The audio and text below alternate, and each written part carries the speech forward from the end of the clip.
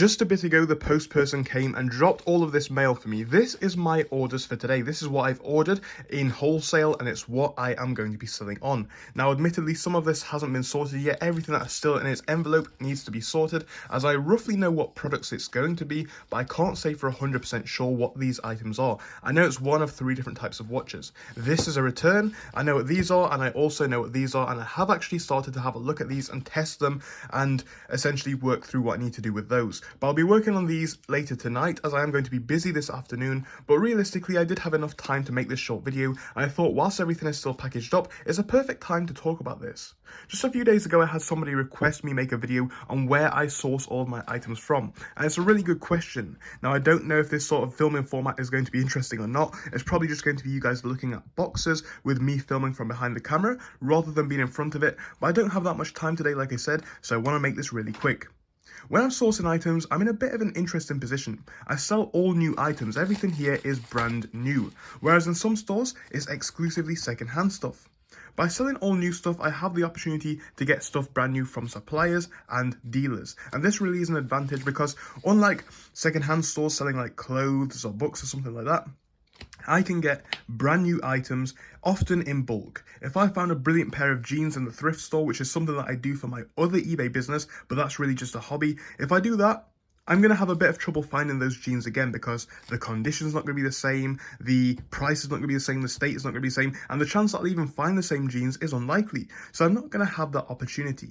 Here though, I know that everything in the white envelope is the same, and it's really easy to source from suppliers, but this is specifically around new products. I can't really talk about sourcing second-hand products or used products because I just get them from the thrift store like everybody else does. But when it comes to these new items, I try and get from places which have a lot of stock available, places that have a fairly quick delivery time, because even though I'm not drop shipping the items out, I still want to have a quick delivery time for items to come to my house, because I've ordered like 6 or 7 of these items. Some of them are still on the way. I believe it's all the same watch if I'm correct.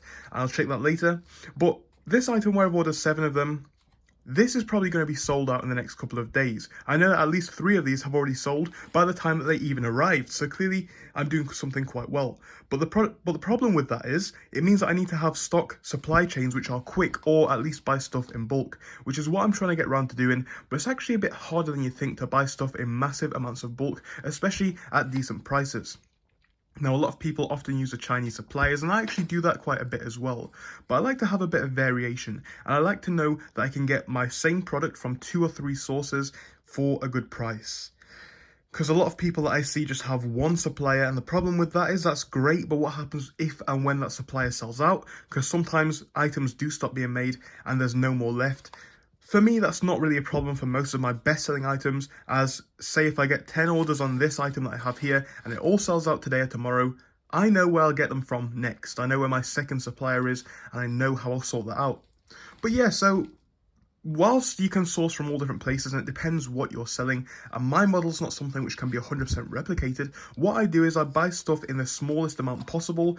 Like, you know, this is the same item, I've got 2 of them. This is the same item, I've got 3 of them. The reason why I've got 3 of these is because I know that will probably sell fairly quick, and this one with 6 sold, like I said, that's a bestseller. That's going to be gone probably tomorrow.